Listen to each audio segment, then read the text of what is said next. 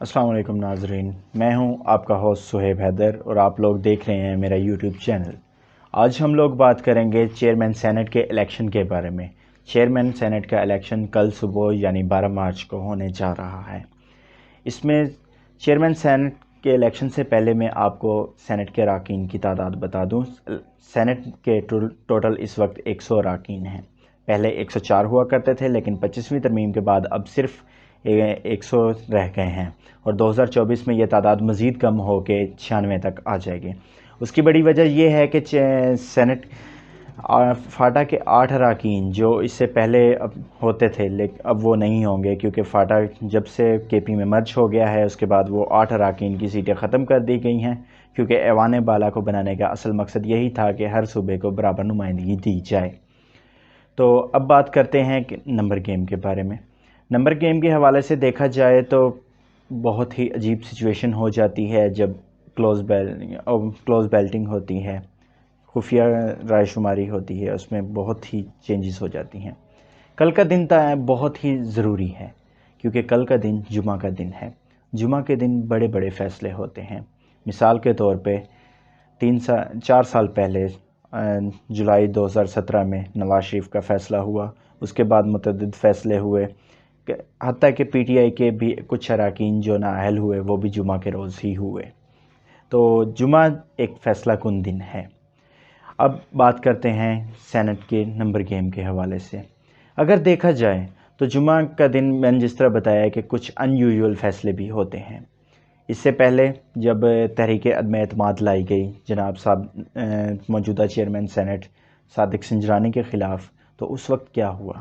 اس وقت بظاہر P D M کے پاس نمبرز میں زیادہ تعداد تھی، یعنی 64 تھی، جبکہ حکومتی اتحاد کے پاس سیٹیں کم تھیں۔ لیکن اس وقت بھی حیران کن طور پر صادق سنجرانی صاحب جیت گئے اور انہوں نے چیئرمین سینٹ کے طور پہ اپنا عہدہ برقرار رکھا۔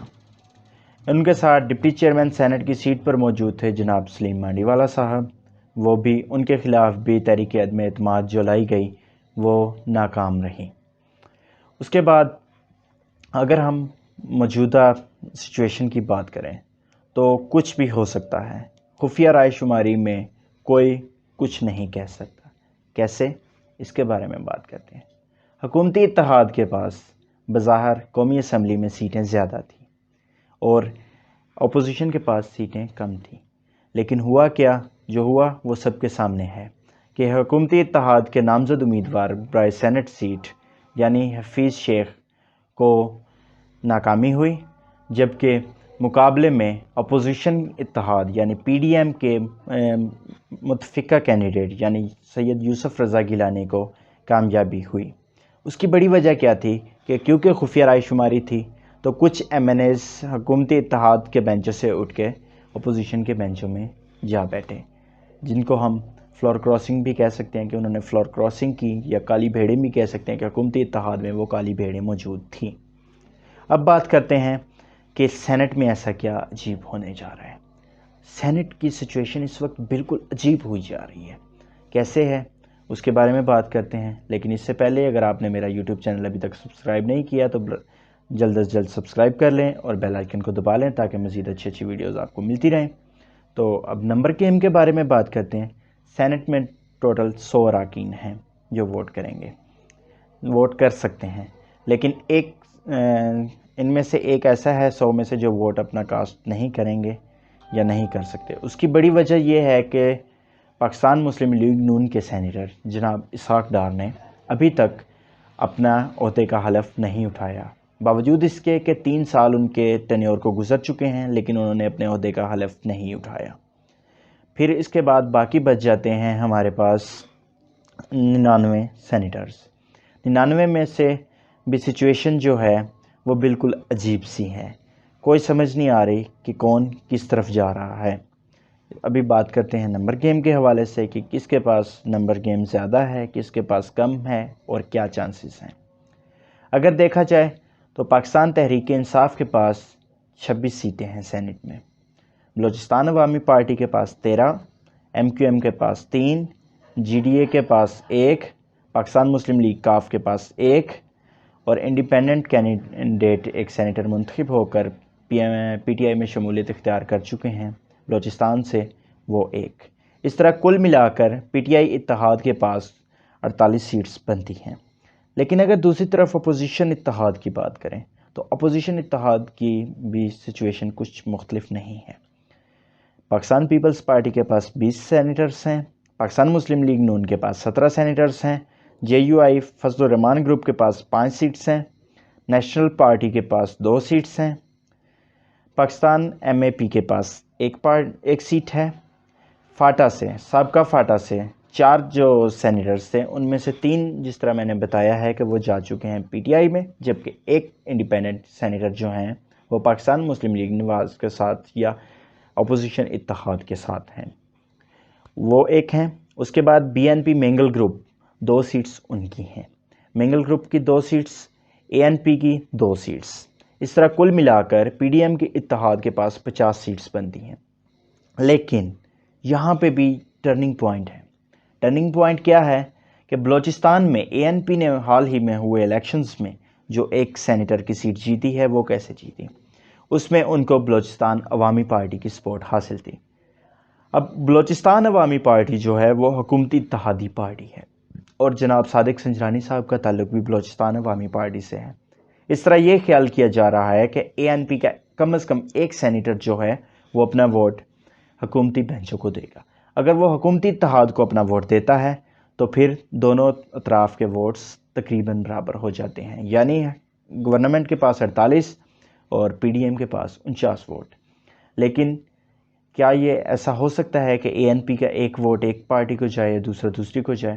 ایسا بھی ہو سکتا ہے کہ اے این پی کا دوسرا کینڈیڈیٹ بھی اپنا ووٹ حکومت کو دے دیں۔ تو اس طرح سے اے این پی کے دونوں ووٹ اگر اس سائڈ پہ ہو جاتے، حکومتی اتحاد کی طرف ہو جاتے ہیں، تو یہ بھی ایک ٹرننگ پوائنٹ ہوگا۔ اس کے علاوہ جماعت اسلامی کے جو ہیں وہ ابھی تک انڈیسائیڈڈ ووٹس ہیں کہ وہ حکومت کی سپورٹ کریں گے یا پی ڈی ایم کی۔ اگرچہ ہم نے ان کو یہاں پہ کاؤنٹ کر لیا ہے، لیکن پھر بھی وہ انڈیسائیڈڈ ہی ہیں۔ این موقع پہ ہو سکتا ہے وہ دوسری پارٹی کو سپورٹ کر دیں۔ اس طرح کر کے یہ ایک بڑی کمپلیکس صورتحال بن چکی ہے کہ کون جیتے گا کون ہارے گا۔ لیکن سینٹ وہ گھر ہے جہاں پہ پہلے بھی یہ کام ہو چکا ہے۔ پچھلی بار تو حکومتی اتحاد کے پاس سیٹیں کم ہونے کے باوجود بھی صادق سنجرانی کے خلاف لائی گئی قرارداد نامنظور ہو گئی تھی، لیکن اس دفعہ حکومتی اتحاد کے پاس اکثریت ہے۔ اکثریت نہ بھی ہو تو مقابلے میں موجود ہیں، تو سچویشن کچھ بھی ہو سکتی ہے۔ ہو سکتا ہے کہ صادق سنجرانی صاحب ہی دوبارہ جیت جائیں، لیکن اگر دیکھا جائے تو دوسری طرف کی پارٹی بھی کم نہیں ہے۔ ایک زرداری سب پہ باری، مطلب زرداری نے نیشنل اسمبلی میں کوئی ایسی گیم چلائی جس کے ذریعے سید یوسف رضا گیلانی جو کہ سابق وزیر اعظم ہیں وہ سینیٹر منتخب ہو گئے۔ اب ہو سکتا ہے کہ سید یوسف رضا گیلانی کے لیے آصف الزرداری اس ہاؤس میں بھی کوئی ایسی گیم چلا دیں جس کے تھرو وہ چیئرمین سینٹ منتخب ہو جائیں۔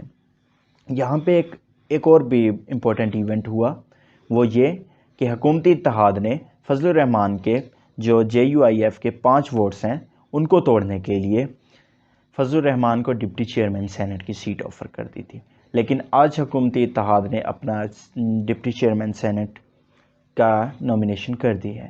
لیکن کیا اس کے پیچھے کوئی پس پردہ گیم تو نہیں کہ حکومت اپنا ایک کینڈیڈیٹ سامنے دکھا کے، مطلب کہنا یہ چاہ رہا ہوں کہ دائیں کی دکھا کے بائیں کی لگا دے، یعنی اپنا ڈپٹی چیئرمین سینٹ کا کینڈیڈیٹ کھڑا کر کے اس جان بوجھ کے ایک فرنٹ فیس لا کے جے یو آئی ایف کے ووٹس خفیہ بیلٹنگ میں آ کے وہ اپنی طرف ڈلوا لیں؟ کیا ایسا کوئی کھیل تو نہیں ہونے جا رہا؟ اگر ایسا ہے تو پھر شاید ریزلٹس جو ہیں وہ کمپلیٹلی مینیپولیٹ ہو جائیں۔ کوشش کریں گے کہ کل سینٹ الیکشنز کی کوریج کو لائیو دینے کی کوشش کریں، لیکن اس میں ہماری ٹیم لگی ہوئی ہے کہ کس طرح سینٹ ہاؤس کو ایکسیس کر لیں، لیکن چونکہ ایک اہم موقع ہے تو اس وجہ سے پاسز ملنا مشکل ہے۔ اگر ایک اور ضروری چیز کہ اسلام آباد کا موسم آج بھی اسی طرح ہی ابر آلود ہے جس طرح سینٹ کے جب قومی اسمبلی میں سینٹ کے لیے الیکشنز کے دن تھا، یعنی اس دن بھی ہلکی گرج چمک کے ساتھ بارش تھی اور کل سینٹ کے الیکشنز ہونے جا رہے ہیں، تو ہو سکتا ہے سیاسی موسم کی گرج چمک کے علاوہ اسلام آباد کے موسم میں تو ویسے ہی گرج چمک اور بارش ہے۔ شکریہ، اللہ حافظ۔